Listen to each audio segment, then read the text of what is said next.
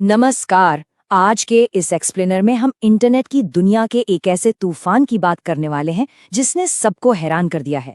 हम बात कर रहे हैं कॉकरोच जनता पार्टी की। अब सवाल उठता है कि आखिर अचानक से लाखों लोग एक ऐसी पार्टी से क्यों जुड़ रहे हैं जिसका नाम मतलब लिटरली कॉकरोच पर रखा गया है। सोशल मीडिया पर आए इस अजीबोगरीब फिनोमिनन के पीछे की पूरी कहानी क्या है, चलिए इससे समझते हैं। भाग 1, कोर्ट रूम की वो चिंगारी।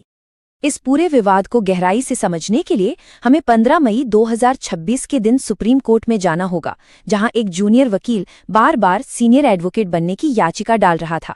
उसी सुनवाई के दौरान मुख्य न्यायाधीश की तरफ से बेरोजगार युवाओं को लेकर कुछ ऐसी टिप्पणियां आईं जिसने इंटरनेट पर सच में आग लगा दी।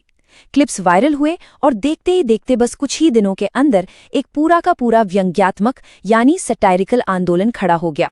सुनवाई के दौरान बेरोजगार डिग्री धारकों के लिए परजीवी और कॉकरोच जैसे शब्दों का इस्तेमाल हुआ, और ईमानदारी से कहें तो यही वो अल्टीमेट कैटलिस्ट था। इन्हीं शब्दों ने एक छोटी सी चिंगारी को जंगल की आग में बदल दिया। भाग 2, सिस्टम के प्रति भड़ास का फूटना। आखिर ये शब्द इतने ज्यादा क्यों चुभे, सोचने वाली बात है। आज का युवा सालों तक बंद कमरों में बिना किसी सोशल लाइफ के सिर्फ पढ़ाई करता है। कड़ी मेहनत के बाद भी बार बार पेपर लीक हो जाते हैं।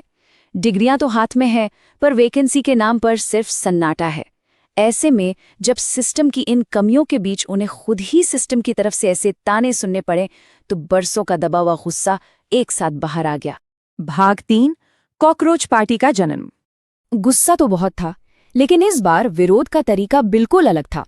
सड़कों पर उतरने के बजाय इंटरनेट पर एक बेहद सार्कास्टिक विद्रोह शुरू हुआ, और यहीं जन्म होता है कॉकरोच जनता पार्टी का।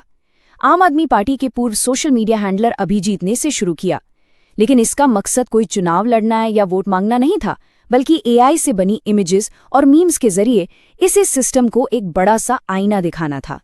और इसका असर देखिए, पार्टी बनते ही कुछ ही समय में फॉलोअर्स का नंबर 1 मिलियन, जी हां 10 लाख को पार कर गया। ये कोई छोटा मोटा नंबर नहीं है। ये साफ दिखाता है कि देश भर में कितने सारे लोग इस भावना से खुद को गहराई से जोड़ पा रहे थे। भाग 4, सदस्यता और घोषणा पत्र। अब देखिए, इस पार्टी में शामिल होने के नियम भी बड़े दिलचस्प और खुद पर ही हंसने वाले बनाए गए। अगर कोई बेरोजगार है, शारीरिक रूप से आलसी है, लेकिन दिमाग काम करता है और जो रजाई में बैठकर पूरा दिन इंटरनेट चलाता है, तो वो इसका सदस्य बन सकता है। मतलब जिन बातों को लेकर युवाओं को ताने दिए गए, उन्होंने उसी को अपना सबसे बड़ा हथियार बना लिया। इतना ही नहीं, इन्होंने अपना एक पूरा मैनिफेस्टो भी जारी कर दिया। और वादे कैसे? एकदम एक्सट्रीम, जैसे महिलाओं के लिए 50% आरक्षण, या फिर बड़े उद्योगपतियों के मीडिया हाउसों के लाइसेंस सीधे रद्द करना, और जजों को राज्यसभा सीट न देने का नियम। ये सारी चीजें सिस्टम की कमियों पर एक बहुत ही तीखा प्रहार थी। भाग 5, न्यायपालिका का स्पष्टीकरण। खैर, जब ये सारा इंटरनेट तूफान अपने चरम पर था, तो अदालत की तरफ से भी एक क्लैरिफिकेशन आया। मुख्य न्यायाधीश ने साफ किया कि उनकी टिप्पणी का निशाना असल में वो लोग थे जो फर्जी डिग्रियां लेकर बैठे हैं, ना कि वो युवा जो सच में मेहनत कर रहे हैं। लेकिन सच कहें तो जब तक ये सफाई आई, तब तक पब्लिक परसेप्शन पूरी तरह से सेट हो चुका था और डैमेज हो चुका था।